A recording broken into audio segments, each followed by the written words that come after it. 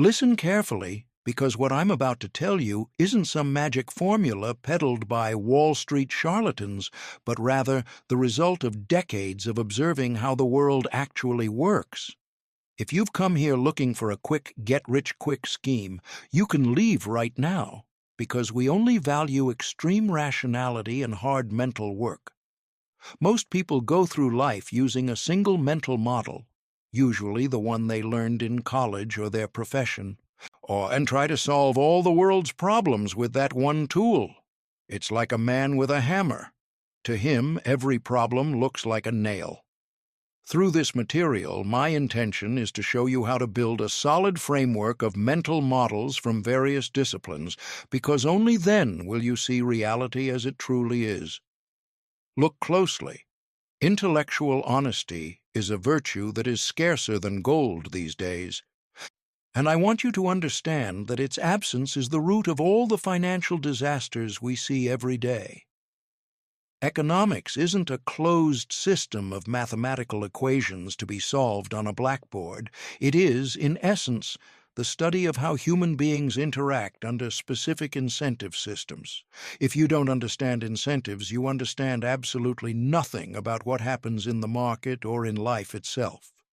I've seen very intelligent people make catastrophic mistakes simply because they ignored the power of rewards that drove others to madness. That's why you must learn to look beyond the surface and always seek the driving force behind human behavior. Therein lies true understanding. Life has taught me that most successes don't come from being extraordinarily brilliant, but from consistently avoiding the most basic stupidity. It's what I call investing.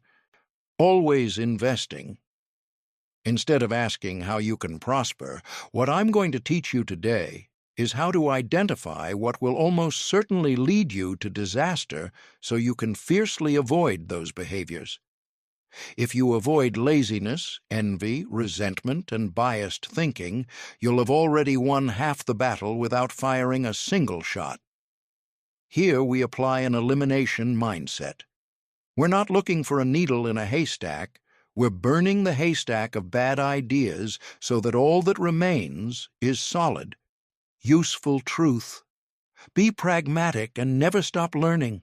To understand the thinking I'm trying to convey, you need to familiarize yourselves with what I call the elemental wisdom of the world.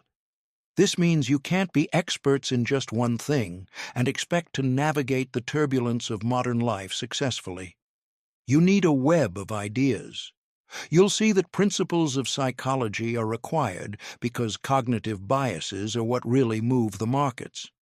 You need biology, because we are animals that respond to evolutionary pressures, and you need physics to understand balance. If you manage to weave these models into a coherent web, you'll have an unfair advantage over the rest of humanity. It's not arrogance, it's simply the advantage of having a better map than everyone else when everyone is lost in the woods. The ecosystem of incentives and the psychology of error. I would like you to observe how the economy functions as a living system of incentives. Ignoring this is like trying to swim against a waterfall without any protection. If you want to understand why a company fails or why a country sinks into misery, don't waste your time looking at colorful graphs. Instead, look at where the rewards are pushing the people in charge.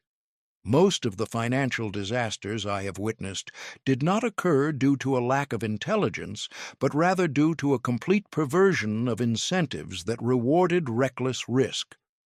People will always do what they are paid to do, even if it means leading the entire civilization to the brink.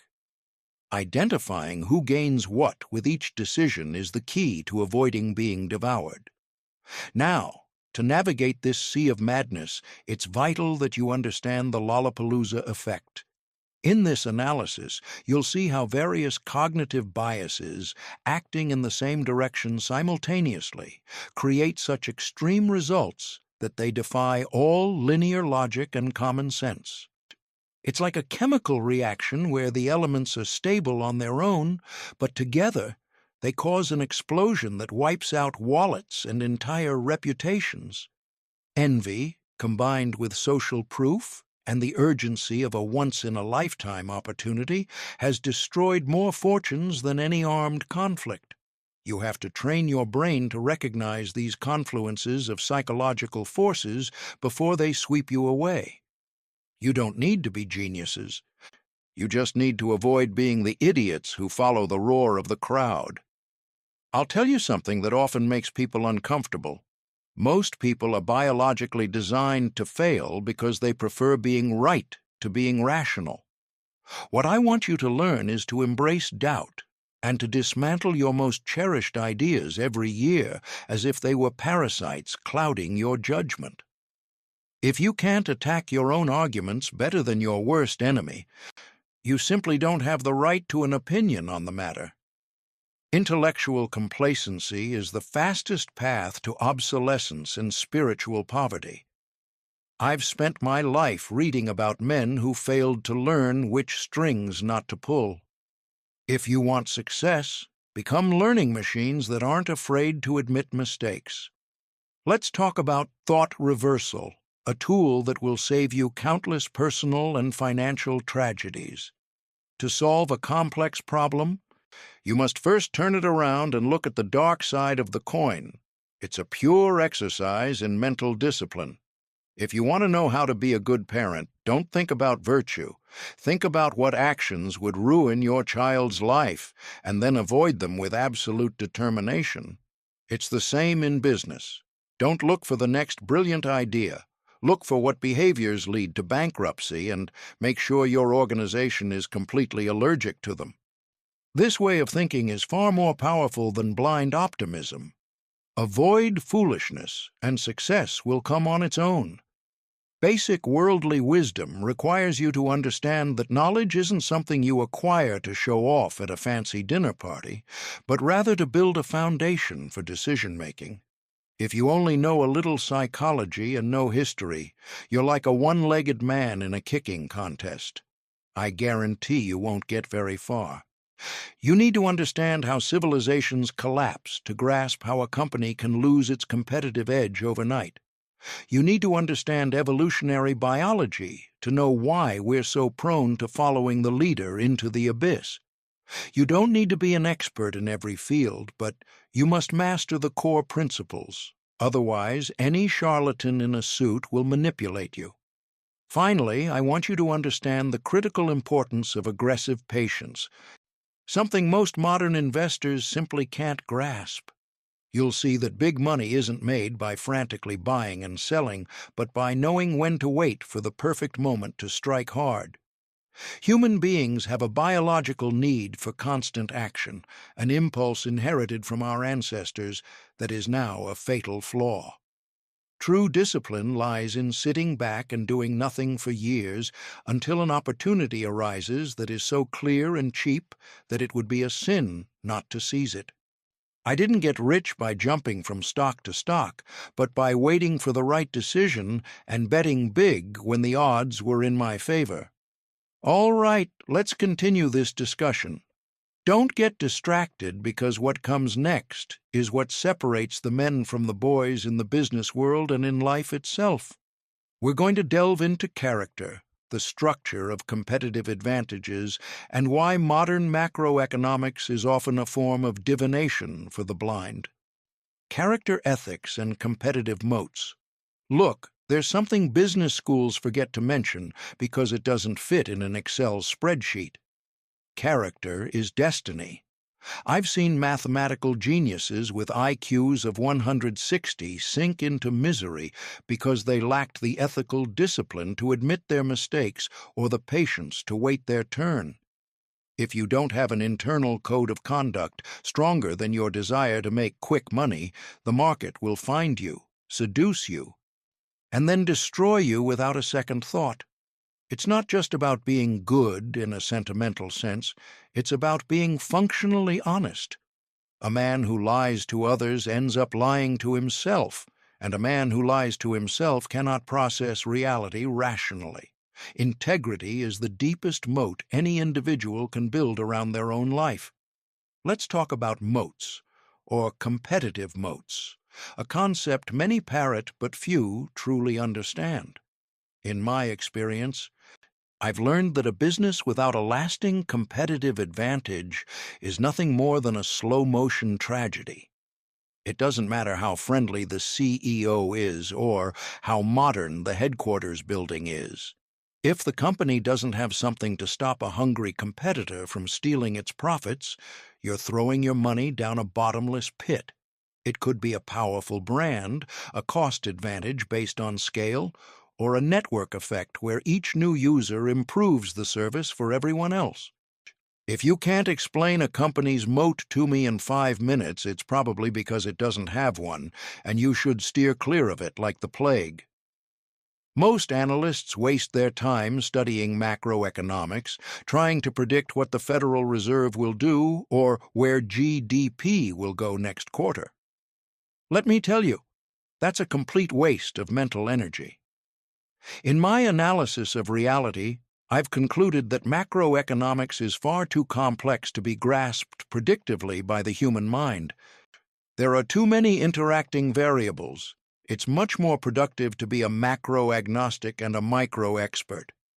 If you understand the economics of a single business, its margins, its clientele, and its position relative to competitors, you have a solid foundation. I'd rather know a lot about a few things that make me money than know a little about a global system that no one can control or predict with certainty. There's a very dangerous human tendency to want to complicate things to appear smarter. At Berkshire meetings, we've always tried to keep things simple, almost childlike. If a business is so complex that it requires a 300-page manual to understand how it generates cash flow, we simply put it in the too difficult pile and move on to the next one. You don't get extra credit in life for solving difficult problems. Credit is earned by finding 3-centimeter deep puddles and wading through them. Simplicity is the end result of wisdom, not the starting point. If you can't condense your investment thesis into a few paragraphs that a 10-year-old can understand, then you don't understand what you're doing. The psychology of erroneous judgment and resilience. I want you to understand the power of social proof, that animal instinct that compels us to do what everyone else is doing. On the African savanna, if you saw everyone running in one direction, the smartest thing to do was run with them to avoid being eaten by a lion. But in the capital markets, that same instinct is what leads you to buy tech bubbles at their peak and sell everything in a panic when prices plummet. Mental independence is the hardest trait to cultivate because it goes against our very biology. To succeed, you must be willing to look like an idiot in front of your friends and neighbors for extended periods. If you can't stand being laughed at while maintaining a rational position, you're not cut out for long-term success. Another mental trap I constantly see is confirmation bias, that nasty tendency to seek out only information that reinforces what we already believe. It's like having a mirror that only shows you what you want to see of yourself. I've spent much of my life trying to be an idea destroyer. When I have an opinion about a stock or economic policy, my first step is to actively seek out the smartest people who disagree with me and listen to their arguments with rapt attention.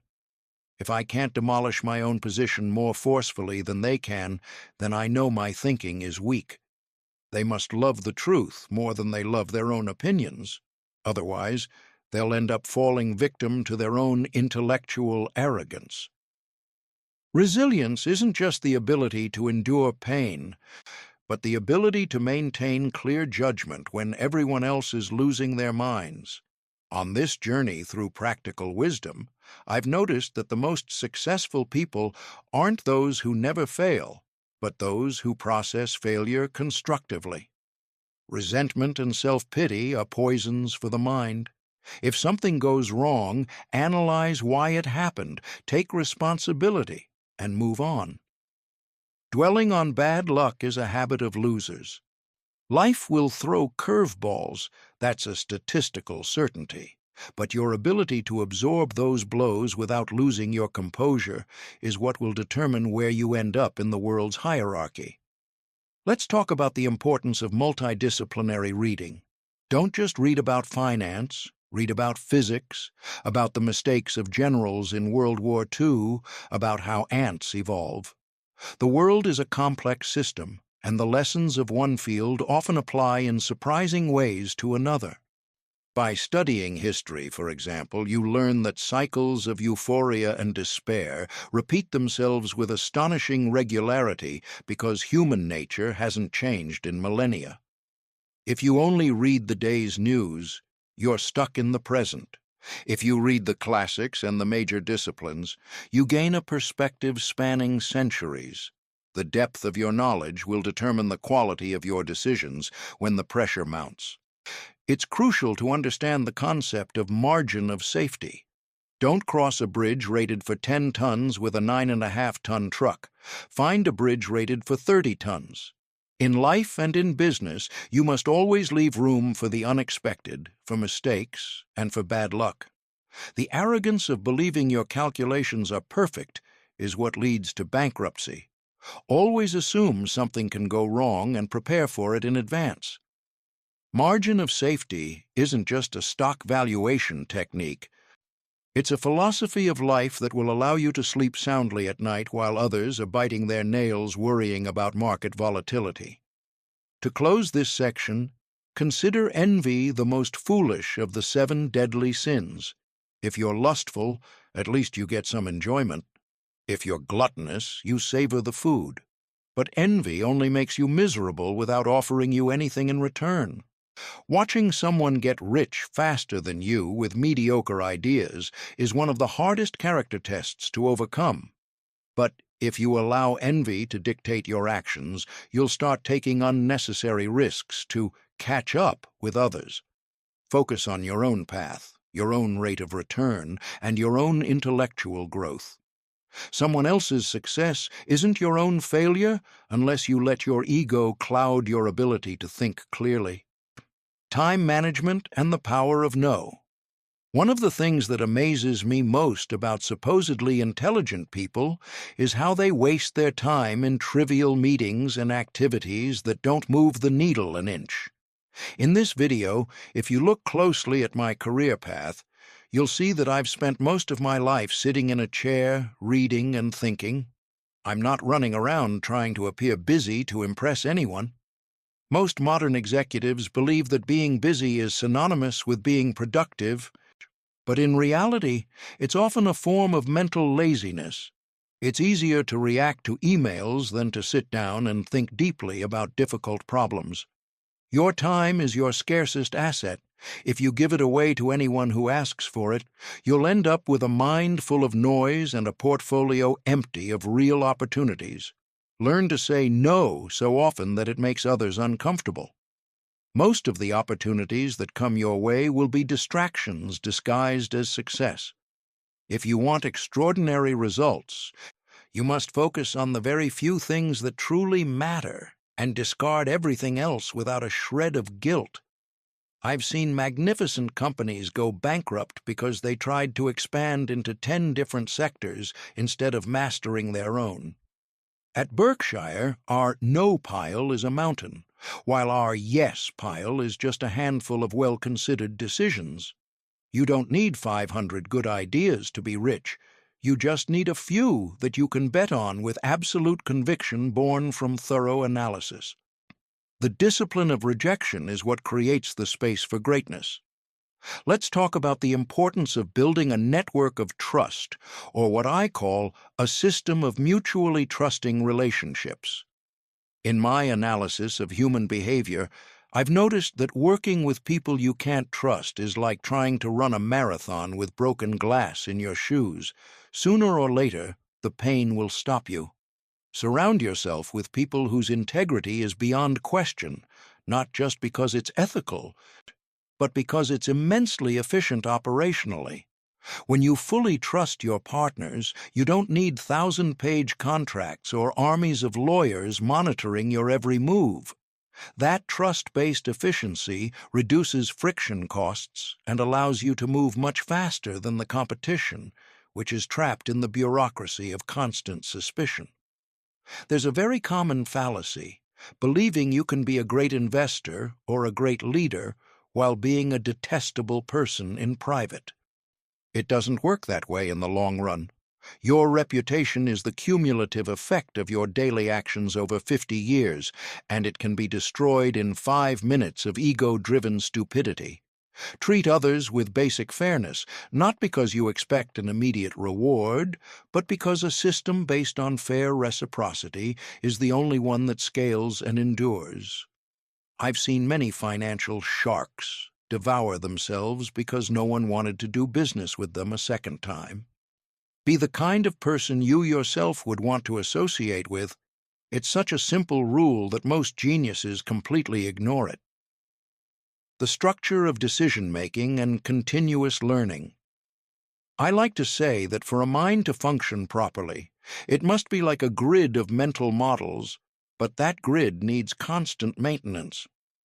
In this video, what I'm trying to convey is that learning doesn't end with a diploma. That's just the entry ticket to the game.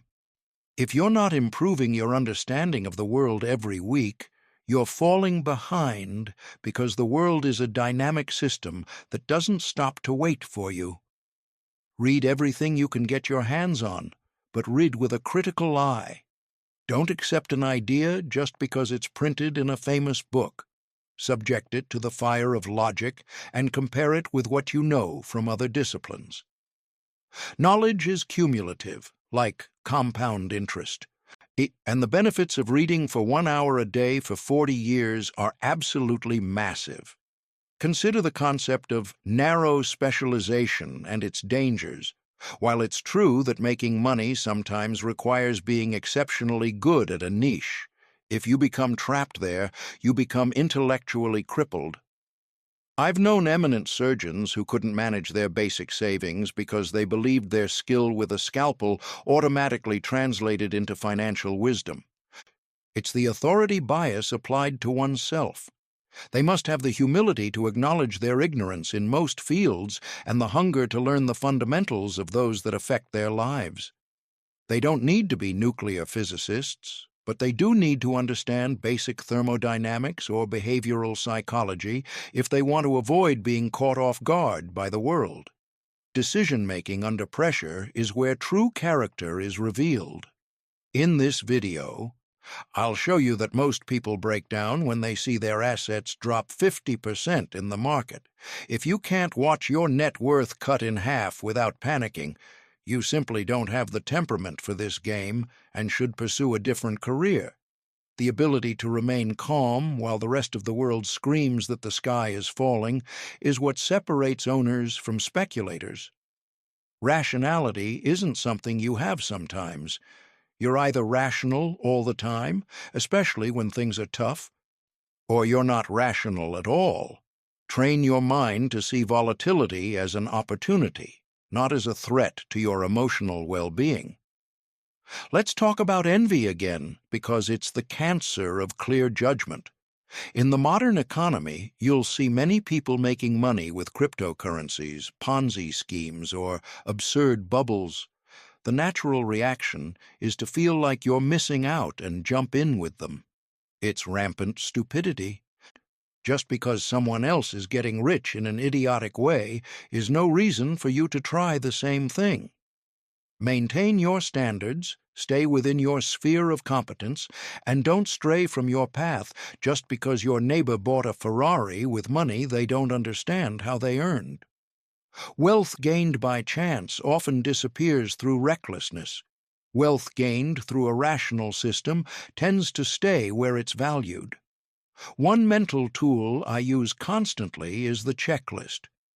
Even the best pilots use checklists before takeoff, so why do you think your brain is so special that it doesn't need one? Before making an important decision, run through your mental models. Am I under the influence of incentives? Am I following the crowd?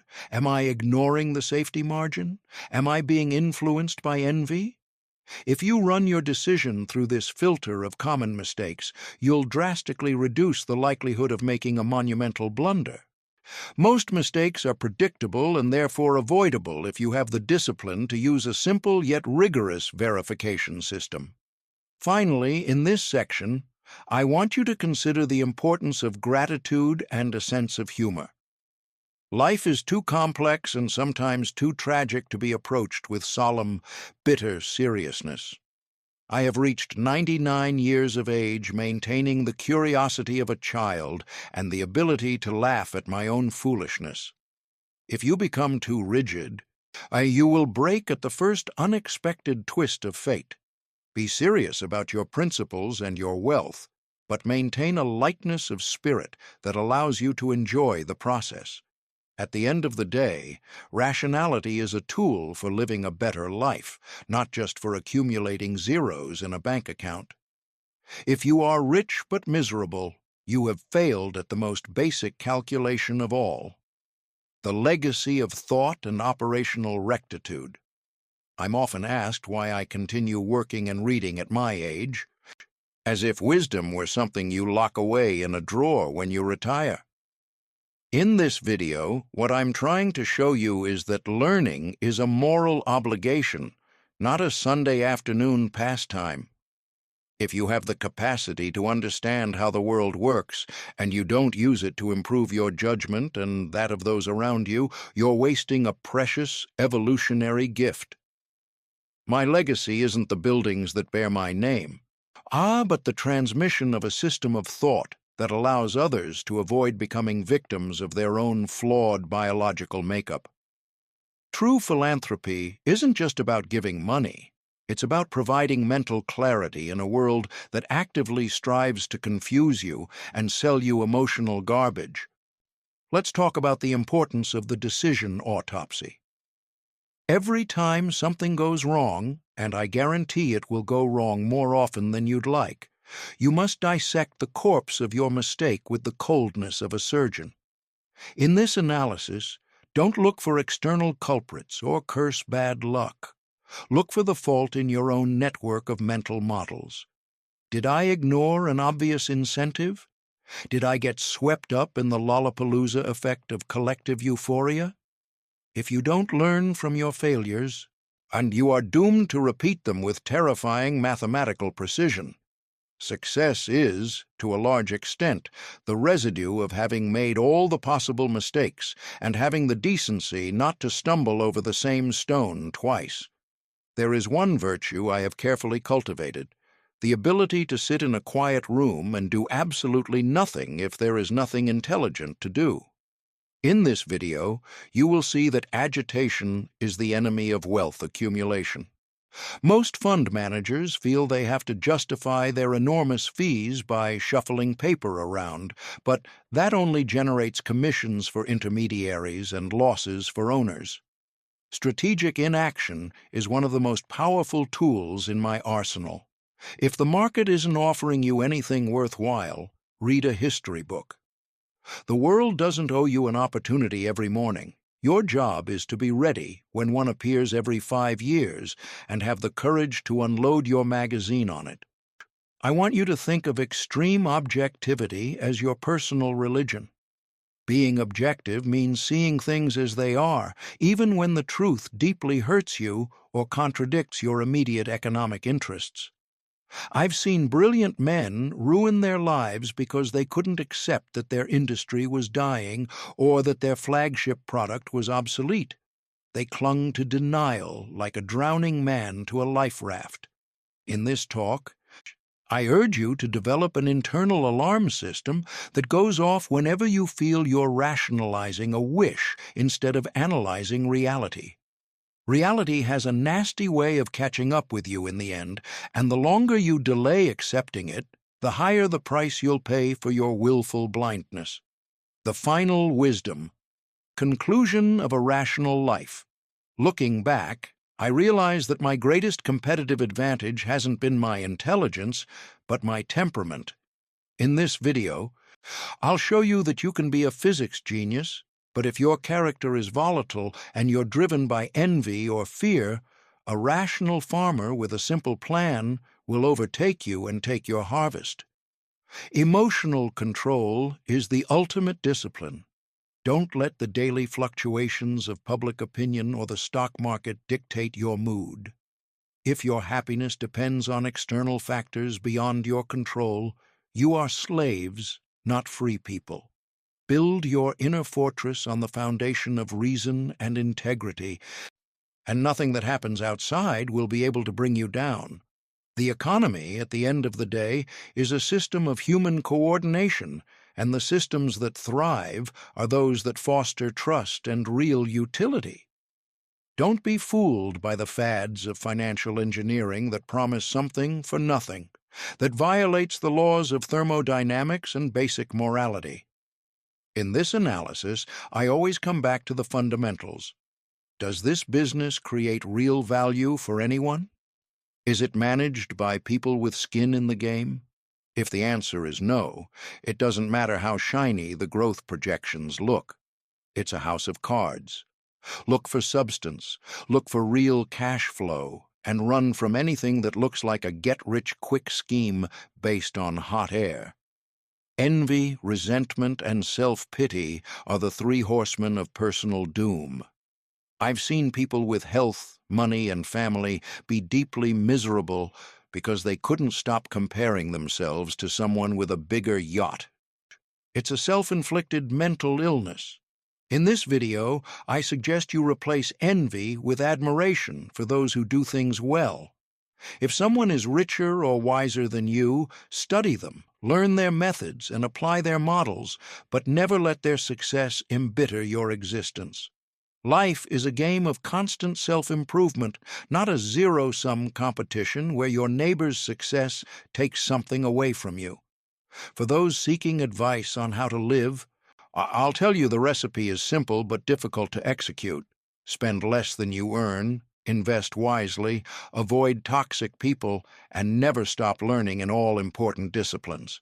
There are no worthwhile shortcuts. In this video, what I'm really giving you is a roadmap for survival in a competitive ecosystem. If you follow these principles, compound interest will do the rest of the work for you, both in your finances and your knowledge. Don't seek unnecessary complexity. Seek the solidity of the fundamentals and have the patience of a hunter who knows their prey will eventually appear if they wait in the right place. In conclusion, my time on this planet is drawing to a close, but the laws of reality I've tried to convey will remain in effect long after I'm gone. Gravity still works, incentives still drive people, and stupidity still comes at a high price. In this video, I've tried to give you the tools to avoid becoming victims of your own time.